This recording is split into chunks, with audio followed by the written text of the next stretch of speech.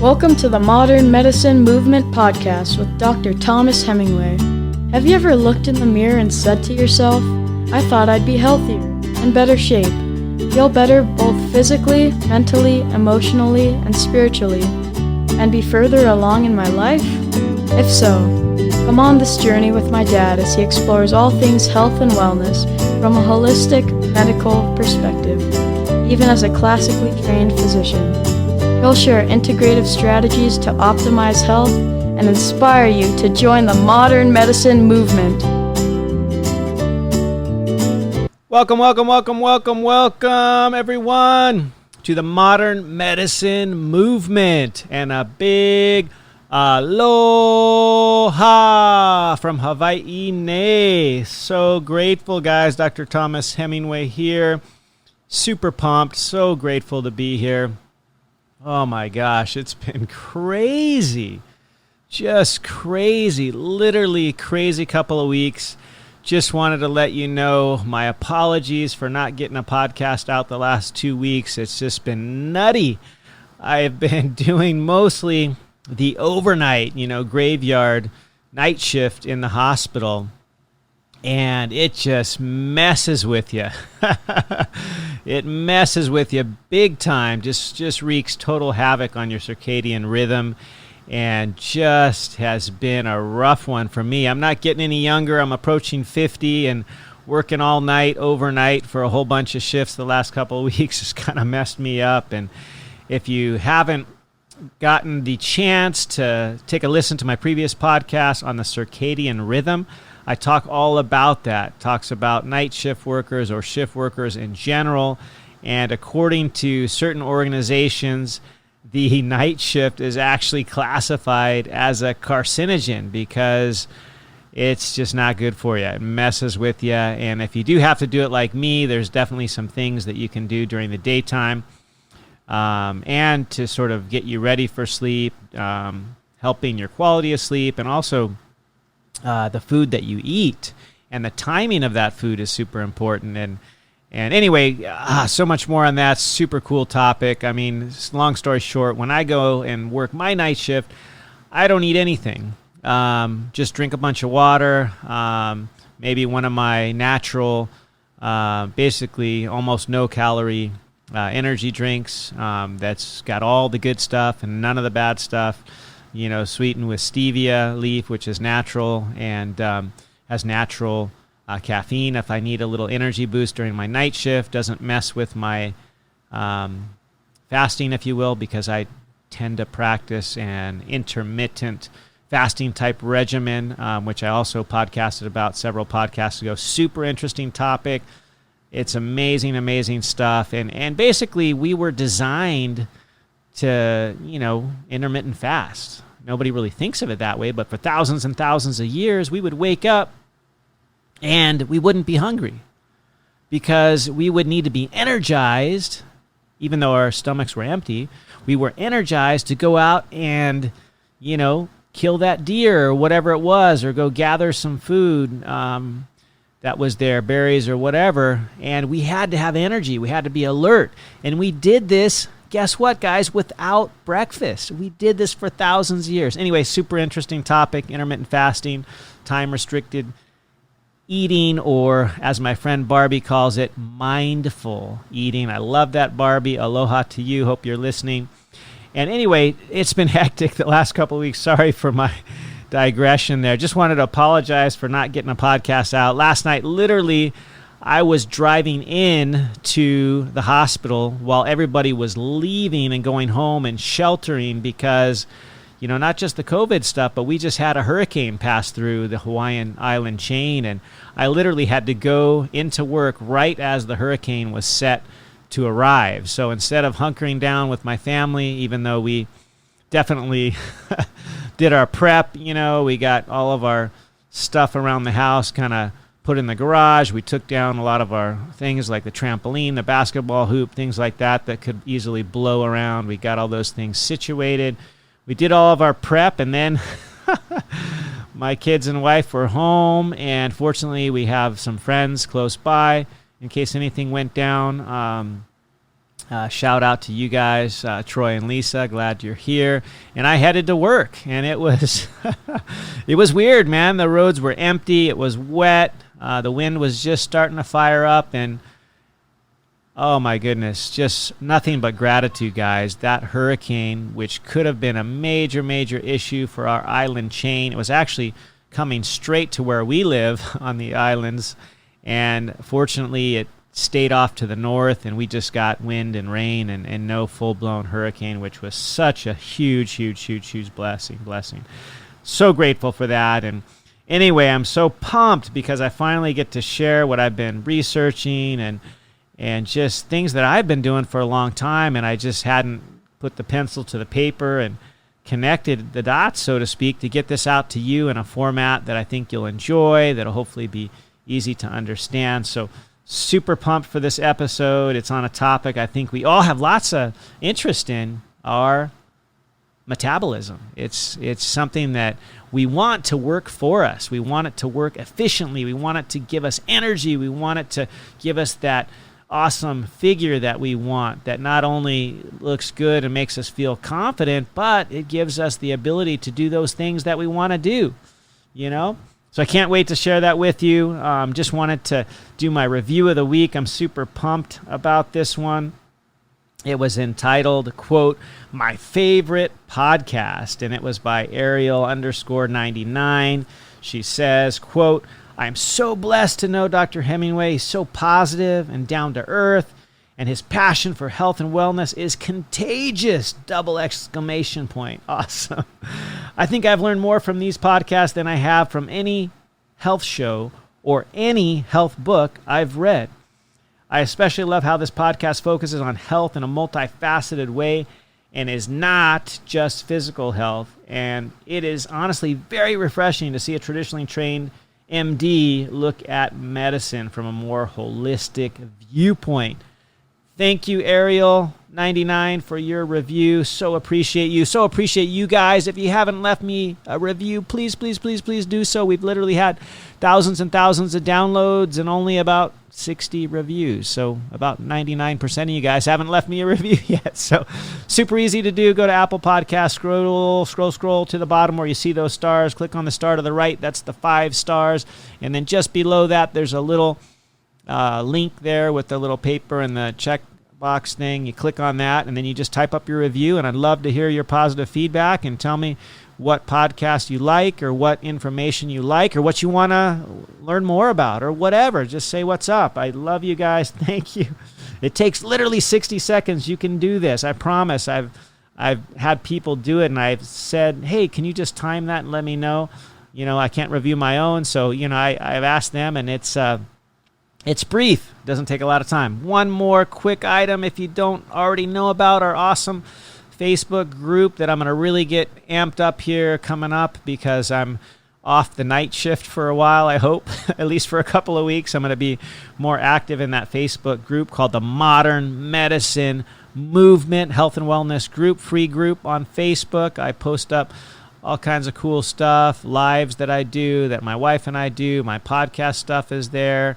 I'll try to throw down some more kind of tidbits, pearls for you all. And I've been also not super active there. I apologize due to my freaking crazy overnight shifts. And so now, oh my gosh, without further ado, I'm pumped. Let's just hit it. Today's podcast, which I'm hoping will be maybe the first of many on this topic, because this subject matter, I think, really is so important. It's so interesting.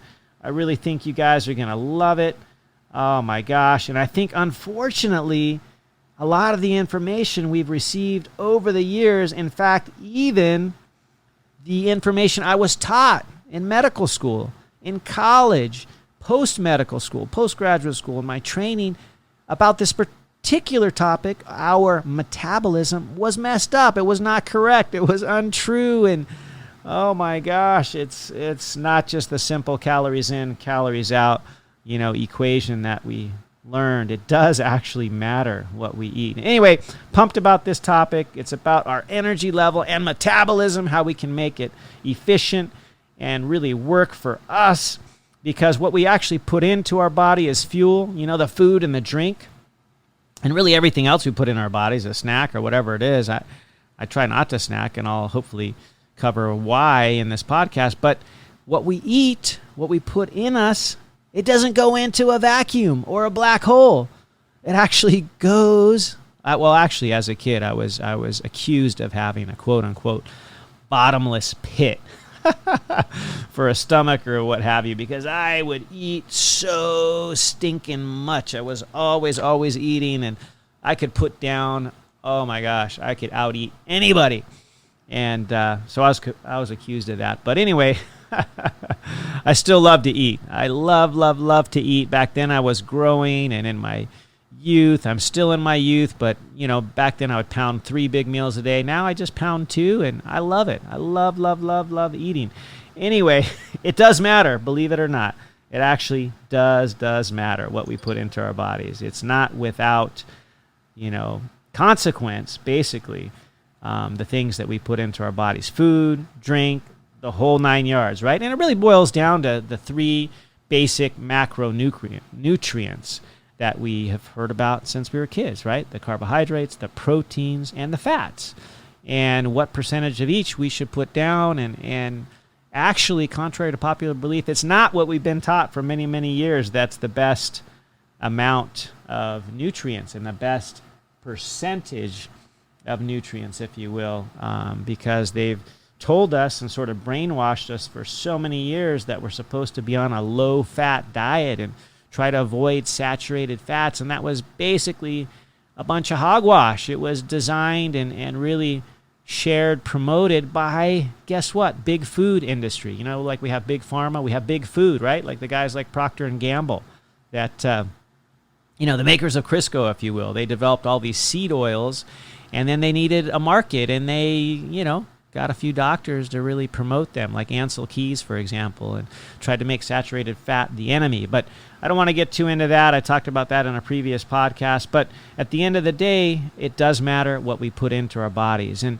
really, I think we always, sometimes, well, maybe not always, but oftentimes we may look to somebody and go, wow, that person is so lean, I want to be like him, or I want to be like her. I bet their metabolism is so much faster than mine. And, in my family, we're just born with a slow metabolism, and that's our lot in life. Well, guess what, guys?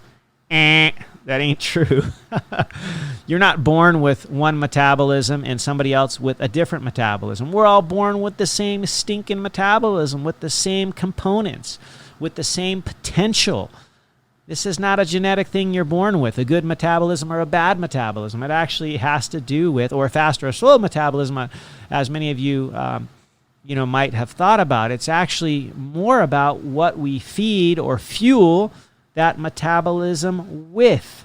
It's about what we put into it. It's not about the simple counting calories model, which I learned. It actually matters where those calories come from, because what we eat allows our bodies way down to the very small, cellular level and even intracellular level. It is really what makes our metabolism either work well and operate at ideal efficiency or not. And this is largely due to what we put into it. It matters so much. And, just a quick analogy that I think will sort of make sense. I mean, we want to have that fine-tuned metabolism.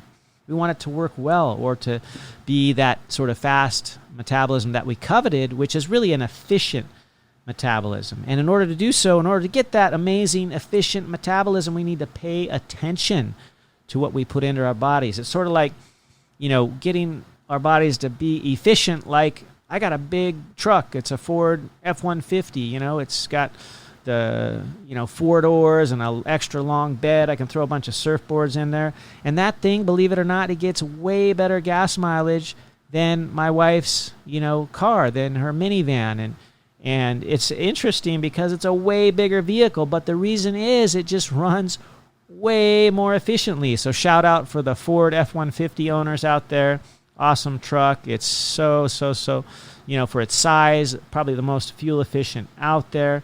And And it does matter. It does matter what we put into it, right? It just, having an efficient engine is so, oh my gosh. I mean, for me in Hawaii, when it's $5 a gallon, saves me a bunch of money. So I care about that. And I think we care too about our bodies and the energy that they can produce, because we want to be energized. We want to have our bodies run efficiently. And I think it'd be crazy to think, like I was taught actually in medical school, it doesn't, the components, the macros, whether it's fat or carbs or, it just doesn't matter that much. That's what I was taught. That couldn't be farther from the truth. This calories in, calories out with no regard for what is the makeup of those calories.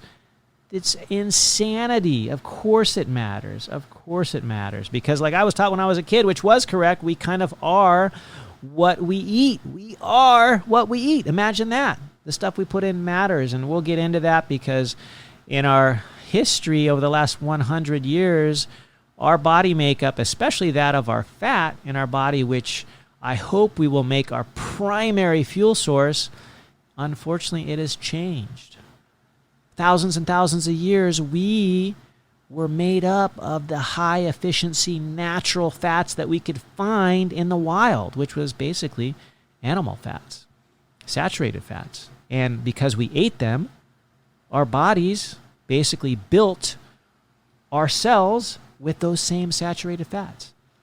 Nowadays, unfortunately, we've been told that these fats, saturated fats, animal fats, are not good for us. And that's a lie. It's crap. It's garbage. Instead, we've been told to consume all these quote-unquote healthy polyunsaturated fats, or the PUFAs, from the seed oils, the vegetable oils, the corn oils, the canola oils, the cottonseed oils, all of these unhealthy oils that are manufactured through a crazy long, arduous process with lots of machinery, with just high pressure environments, high heat environments. They have to basically bleach and deodorize them because we would never want anything to do with them if we looked at them before they were bleached and deodorized. And we've been incorporating these polyunsaturated fats, or the PUFAs, into our diet over the last 100 years since the makers of Crisco, Procter & Gamble, started feeding us this lie. And even more so recently, since the 1950s and 60s, since they donated literally millions of dollars to the American Heart Association, and they came out, with those guidelines that I grew up with, probably many of you too, that saturated fat was the enemy, right? I remember my parents buying margarine and this shed spread or whatever the heck it was called. Shout out to those that know what shed spread is. Holy crap. Like, that stuff was not only gross, had no taste, but it was horrible for us, because when we ate those polyunsaturated fats, including those that are hydrogenated, like that shed spread, and like Crisco, because hydrogenated makes it kind of thick and makes it to be able to spread like that. Otherwise, it would be an oil like the corn oils and things. That stuff is horrible for us. Those polyunsaturated fatty acids, they are not only a terrible energy source, but they get incorporated into our cells, make our cells more prone to oxidation, or the stress to decompose and fall apart and generate all these free radicals and lots of inflammation, which causes all kinds of health conditions, to just name a few: heart disease, diabetes, prediabetes, obesity. All of these things, in part, are because of these crappy fats we've been told to eat. So, anyway, I digress again. Sorry about that. But it does matter. It does matter what we put into our bodies. It does matter. Think whole, real foods. Make that your macronutrient number 1, 2, and 3. Fats from natural sources, largely animal fats and saturated fats, both from animals and plants, like avocados. I love avocados. Dr. Mercola, one of my idols, loves avocados too. He's got a picture of one on his book, Fat for Fuel. I love that book. It talks all about fat and how it is so important that we consume good fat and not all the crap that's out there, because there's way too much garbage out there. Natural whole foods is the answer. So exercise is super important as well. Shout out to my wife, who's promoting always her 6 for 6, 6 days a week of exercise. So important to move our bodies, but it doesn't cut it. It's not enough to make our metabolism as efficient as it ever could be. It'll help, and it's awesome, and I love my 6 for 6 too. And I've even, after being up all night, what did I do first thing? Well, I'll be honest, I love surfing. I went out and I surfed for a couple hours, and then I came home and I sort of had the second wind. And I think part of it's because I did my intermittent fast. I still haven't eaten anything yet. I just hydrated, and I was like, what the heck? I'll record this podcast. I got extra energy. But it's not just the exercise that matters. What we put in, the fuel, matters so much because we want our metabolism to work for us. We want our mitochondria, which is our cellular engines, to work more efficiently. Because literally, these guys generate all of the energy you've ever had to do everything you've ever done. It's really inside your cells in that powerhouse that we were taught in high school biology, the mitochondria. So let's get down into it. Let's talk about our mitochondria a little bit. I would recommend Dr. Mercola's book. Once again, I've mentioned it, Fat for Fuel. He goes deep. He goes deep into the mitochondria. We won't go quite that deep. If I had a picture, I would show you an electron view of these guys that are awesome. But basically, suffice it to say, it's so important that we take care of our mitochondria. In fact, he designed a whole diet on this for your mitochondrial health. And it largely focuses on good fats, saturated fats, natural fats. But let's talk a little bit about these energy producers, or the powerhouses of the cell that are our mitochondria. They are basically what provides us with all the energy we've ever had, all the energy we ever will have, that we'll ever need, that we've used in the past. It's super, super interesting. And basically, we've learned over the years, and unfortunately way too slow, that what makes our mitochondria work way better and run more efficiently and produce more energy is not the garbage seed oils. It's not. There's actually a really interesting study done a couple of years ago, I think in 2002 in Italy, that looked at mitochondria, and they looked at different oils and which ones would make them glow brightest, or this was analogous, and it was basically their mechanism to see which ones were most metabolically active. And they used none other than the saturated oils like palmitic oil, and then oleic oil, which is the oil from olive oil. And then they also used some of the PUFAs, the linoleic and the linolenic oils, which are the polyunsaturated fatty acids, like canola oil, and that was linolenic acid, the fatty acid in canola oil. And basically that was the worst at producing energy. The best were the olive oils, which produced the oleic acid, and the palmitic acid, which is basically in the saturated fats. And so those were the best, way more energy produced in the mitochondria than the PUFA oils or canola and the other seed oils that largely contain linoleic acid and linolenic acid. And those guys, not only do they cause inflammation because they have double bonds, and those double bonds basically give opportunities for free radical damage. They're sort of a not complete molecule, if you will, and they have little openings where the oxidative stress from the oxygen free radicals can jump in there and cause havoc and inflammation. All of those double bonds in the PUFAs, right? That's why they're called polyunsaturated. They are not only prone to inflammation, but they're actually a crappy fuel source. So if we eat too many of those, from all the processed foods and all the stuff that's cooked up in most restaurants and things, because why? Well, same thing I just found out. I was at Costco buying extra virgin pressed olive oil that wasn't refined. It was whole, natural, pressed olive oil. A small bottle, maybe a quart maximum, cost, I think, $15. And I could have gotten a whole gallon of canola oil for $5. Like, there's the answer right there. The garbage, crappy stuff is the stuff they're serving you up, both in the restaurants. They're putting it in all that packaged foods. I mean, just start reading the ingredients. If you see anything that has a seed oil, a corn oil, a vegetable oil, think twice about consuming that, because that stuff not only will not give you the energy that natural oils will, like olive oil, coconut oil, avocado oil, which are much better, both efficient for your energy and for your metabolism, but they also, these seed oils, they also cause a bunch of inflammation, which you don't want. So anyways, they did this study and showed basically that the saturated fats and those like oleic oil from olives, as well as palmitic, which is saturated, those produce the most energy, way more than the linoleic, which is from the seed oils, and linolenic, which is from canola oil. And so that was a really cool, earth-shattering study. There was another study that was done. I love this one. This one's super cool. They basically had an animal heart model where they gave it infusions of different substances. You know, everybody traditionally has always believed that glucose is sort of the best substance out there for our fuel of our heart, our brain, our muscles, right? That's why we have glycogen. We'll talk a little bit more about this. Super interesting. Everybody has always thought, and I was actually taught this, that we got to have glucose. We got to have glucose because our brains need it. Well, they neglected to teach us that our brains run just fine off of fat. There's these things called ketones. Our brains actually work better. Our hearts work better. In fact, this study was super interesting. They infused into these hearts either glucose or fats.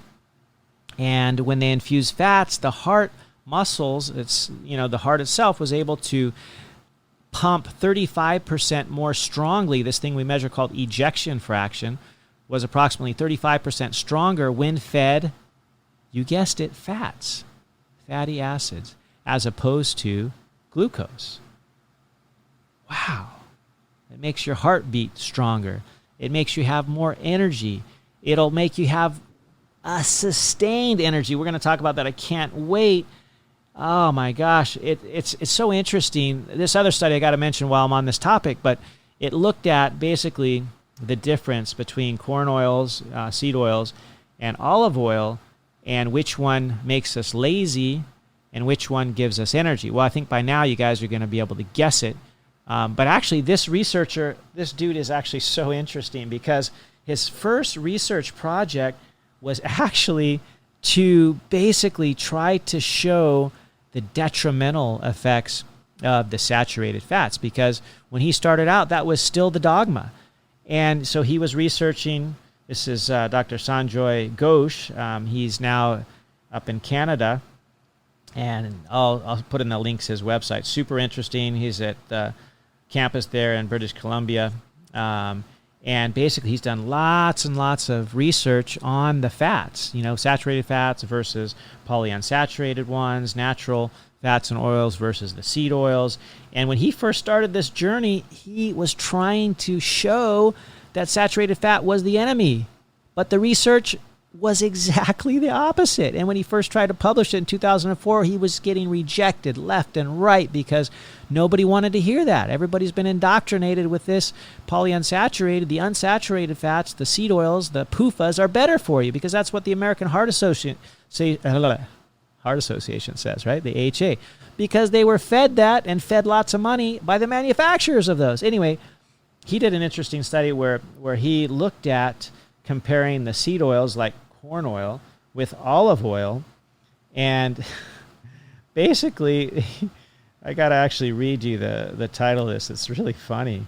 Basically, the bottom line was you get lazy and slow and no energy from the corn oil, all right? Whereas you get much more energized with, guess what? Olive oil, the natural oil. Okay, it's so interesting. And he says a high-fat diet rich in corn oil reduces activity and induces or causes insulin resistance, right? The opposite was true with the oleic acid or the olive oil, which caused insulin sensitivity, which is what we want, right? We want our insulin sensitivity to be maximal and our resistance to be as low as possible, because when our insulin resistance is up, we develop all those chronic health conditions like getting overweight, getting obese, getting diabetes, prediabetes, heart disease, all this stuff. So he, super interesting guy, I'll send you the link in the show notes. He basically found that saturated fat was not the enemy, not only for the fact that there's less damage with free radicals and they're much more stable, they're also a much better source of energy, okay? And so let's go back to this whole topic about what is more energetic or what gives us more energy. Is it the time-honored glucose that we were all taught? Or were we truly designed, as humans, were we designed to function off fats? Which one is a better fuel source? Which one is more efficient? Which one will supply us with energy for longer? Well, let's get into it. I promise I'll make this super easy. We'll do really simple calculations, and I'll just kind of do them in the air with air quotes and things like that, and I'll make it real simple for you guys. But basically, the bottom line is, yes, we were designed to use fat primarily for energy for so many reasons. But let's look at why that is, okay? So in the body, right, let's just say a normal blood sugar level. We're going to talk about how much sugar is in the body at one given time. So, quote unquote normal, this is a whole nother topic, but is between, 65 and 90 or so for a fasting glucose level, right? Let's just pick, the number 80 kind of right in the middle. Historically, actually, the normal fasting glucose was actually reported as lower, 65 to 75 or so. Now it's up to 95 because there's so many people out there. There's just a law of averages. So many people out there that have diabetes, prediabetes, insulin resistance, and so we've moved up the quote-unquote normal range for a fasting glucose level. Anyway, I digress, but it's crazy. It's crazy. So in the body, right now, all of us as adults have approximately 5 liters of blood, okay? And we'll use the number 80 milligrams per deciliter as the average blood sugar level, okay? So when you do this calculation, basically we have 80 milligrams, right, in a deciliter. You multiply that by 10 to get how many is in a liter, right? So that's 80 times 10, that's 800. You multiply that by 5 liters of blood, and you got 4,000 milligrams, right? We were in milligrams. I know all the calculations, but it's real simple. 4,000 milligrams, we all know, is equal to 4 grams of sugar. So basically, at any given point in time, let's say our body, our whole entire blood volume, 5 liters, has only 4 grams of sugar, okay? That equates to about 16 calories. That's it. You know how long 16 calories can power your body? Well, basically, if you're asleep, that's 16 minutes, okay? If you're awake and actually doing something, you're going to be burning at least 2 calories a minute, if not more, so it'll last even less than that. So what happens if we are primarily using glucose, right, for an energy source? We're always tired. We don't have the energy that we want, and here's why. Well, basically, we all know this, right, that we can't have super high blood sugars. It just doesn't work out. We end up with all these complications. I see them nearly daily at work, people with really high blood sugars, their blood just gets sticky, right? Have you guys ever licked your finger and then touched sugar and it just sticks? Or this is what I did once, and this was years ago because I don't hardly ever drink soda except once or twice a year, on a birthday, maybe my favorite soda, Henry Weinhard's. But I really don't drink soda. One time as a high school student, my friend spilled his soda in my car. And it was regular soda, not diet soda, which is just loaded with sugar, and that sticky mess, I was never able to clean that up. I tried so many different things. Once that crap got hot, it was actually on the dashboard. That sticky mess, I could never get rid of it. It was ridiculous. Sugar is sticky. We can't tolerate high levels of blood sugar. It messes us up. It's too sticky. Whereas fat, it's slippery, right? It's fine. Fat doesn't glom stuff up. It slides right through, no problem. But basically, at any given point in time, we only carry, right, in our whole blood volume, 4 grams of sugar, 16 calories. Whereas fats, at a resting level when we're not exercising, we carry approximately 60 calories, or 4 times more. And when we start exercising, what can we do? We can ramp that up by 10 times. So basically, we have the potential to have 40 times more energy in our blood from fat than we ever could have with sugar. Here's the deal. In our bodies, how do we store energy? Do we store it in sugar, or do we store it in fat? Well, what happens if we're eating too much sugar? Is it stored as sugar? Well, only a little bit, right? Basically, the liver is a storage organ to some degree for sugar, but it can only store about 50 grams in the average adult. That's it. 50 grams, which is 200 calories. That's how much you can store of sugar, because the liver is the only one that can release the sugar into the bloodstream when you need it, right? What happens if we eat way too much sugar? All those carbs, eventually they get stored when insulin is around, right? We've talked about this before. It basically sends the insulin into cells, and the insulin gets converted. The sugar, I should say, via the insulin, which sends it into the cells. The sugar gets converted, you guessed it, into fat. Because why? Because we were designed to burn fat and not sugar. Let's go back to this. So I just said that the liver, if it was plumb full, chock full of sugar, could only store about 50 grams. That's only 200 calories. That's it. So how long could we have energy off of 200 calories? Well, I mentioned at rest, doing nothing, sleeping, or at a desk job where we don't even get up and walk around ever, we can burn 1 to 2 calories per minute, right? 1 to 2 calories. So let's say 2. We burn 2 calories per minute. Just makes the makes the division a little bit easier for me. If we have 200 calories divided by 2 per minute, right? We have 100 minutes of activity when we're doing nothing, basically, when we're resting, okay?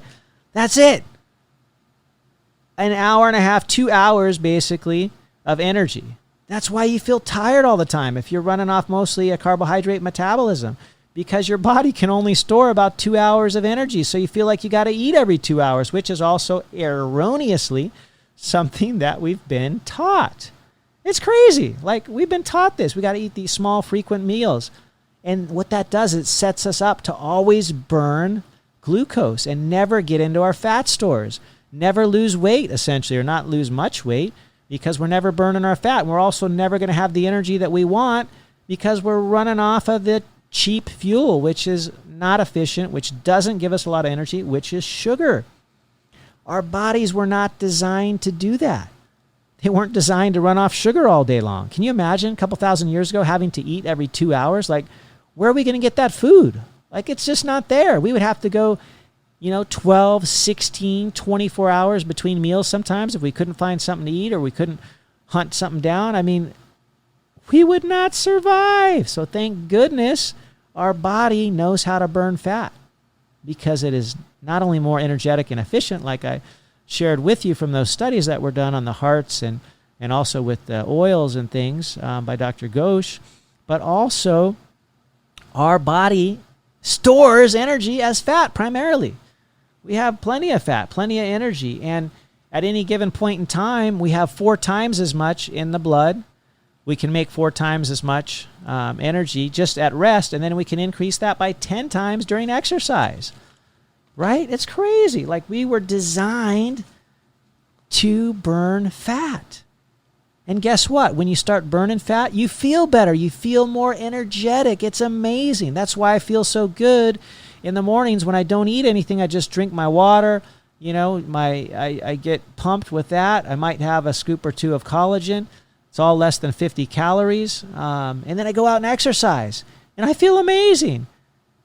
But what happens if I, eat a bunch of sugary sports drink or something before that? I actually end up having less energy. And 2 hours later, I feel, oh my gosh, I got to have something else because I'm on the sugar metabolism, which is not ideal. Anyway, what happens when we eat too much sugar that we basically top off that 50 grams that gets stored in the liver? What happens to everything extra, which is most of it? Well, we all know it gets stored as fat. But we can't even dip into that fat unless we're fasting for around 8 or more hours. That's just the way it works. We can't even dip into it because we keep doing this silly snacking thing and keep putting more carbohydrates, which basically, I hate to say it, guys, carbs are carbs. Like, the way our body sees them, it doesn't matter if you eat an apple or you eat a candy bar. Like, it matters a little bit, but at the end of the day, the body sees that as carbs. We'll talk more about this a little later, but there is a slight advantage to eating natural sugars like from fruit, because I'll call those later the slow carbs as opposed to the fast carbs, like anything processed like a candy bar or whatever, that gives us that quick spike in blood sugar and also a quick spike in insulin, which is why we get tired after eating a carb-rich meal, right? And then we want to eat a couple hours later. So the other issue is that, these carbohydrate-laden foods, they raise our blood sugar. They raise our insulin. And they actually don't generally cause much satiety. So we often overeat when we're having a carb-rich meal. We overeat. I know the other day I hadn't eaten all day, just got busy, and I slept after my night shift, whatever. And I think the only meal I ate that whole day, we happened to have like an Italian meal, which we don't eat that often, but it had some pasta. And, I just felt like I could just eat and eat and eat and eat. And I didn't, because I knew that, it's not awesome. I tried to instead, have other things like healthy oils, like olive oil with my noodles, olive oil with my salad, things like that. But basically, I felt like I could just ravish, through the whole pot of spaghetti, because carbs don't satiate you. They don't make you feel full like fats do. If you're ever super, super hungry, sit down, eat a whole avocado. If you're still super hungry, eat a second avocado, and you'll probably be full for a while. Like if you're going to snack on something that's actually good for you, or maybe a handful of macadamia nuts. Those are full of healthy saturated fat. That'll keep you going for hours. The last way here that carbs and fats are different and carbs are not so awesome is because not only do they raise the blood sugar, cause the insulin spike, and ultimately make you lazy and make you not have the energy that you want, and make you want to eat every 2 to 3 hours, and make you not dip into your fat store so you can actually lose weight. But sweet tasting foods sort of begat more sweet tasting foods, right? Sugar is a drug. It's a crazy drug. In fact, article I shared with you on my Artificial Sweetener podcast basically tells us how sugar is as addictive as cocaine, if not more so. It's just crazy. And so it begats more sugar. You want more and more sugar, and you start to get down on yourself because you're always craving sugar. It's not you. It's the drug. It's the sugar. It's not you. You can do differently. You just got to make better choices, different choices, and consume less sugar, consume less carbs, and you won't be hungry all the time. It's amazing. It's amazing. Anyway, I think we're already kind of getting a little late and a little deep into this. I got probably another hour left, so I'm going to break it up into 2 podcasts. But just to summarize, at the end of the day, it does matter what we eat. It matters. Everything that we put in our body, eat and drink. I mean, probably the worst thing is soda, right? It's carb-laden, grams and grams and grams of sugar. After we satisfy, those simple 50 grams in the liver, which if you drink tons and tons of soda, it's pretty easy to do that. You drink basically 1 can and you've satisfied that, maybe more depending on what kind of soda. My kids point out that Orange Crush is one of the worst and has tons of grams of sugar. So after you've satisfied the glycogen stores of the liver, the rest of it, where does it go? It goes into fat. That's stuff we're trying to get rid of. And then we have this insulin spike and our energy level goes down. Here in Hawaii, we call it the Polynesian paralysis, which is after we eat a big carb-rich meal, like a bunch of rice, a bunch of, we have these they look like noodles, but we call it chicken long rice. It's basically carbs. The folks here, a lot of them can eat lots and lots of rice, 3 meals a day. I mean, that stuff, after you eat a bunch of that, it just makes you tired, makes you want to go take a nap. When the opposite is true, when you fuel your body with good, healthy, natural fats, primarily saturated fats, or the single unsaturated ones that have just one double bond, like some of the natural fats that we can have, olive oil and things. So focus on what we put into our bodies. Avoid the bad stuff. Avoid the artificial, the processed, because it does make a difference. With carbs, I think at the end of the day, we shouldn't eat too many of them, but we should also choose to eat the natural ones, what I'll call, and I'll talk about in the next podcast, the slow carbs versus the fast carbs, which is everything that you buy at the store that comes in a package, because those raise the insulin, they raise the blood sugar, they make you tired, they make you want to crave more and more, and then you're in this vicious cycle of nothing but sugar burning, and you never get into your fat stores, you never get that sustained energy that you want, and you may end up grouchy, right? You heard of the term hangry.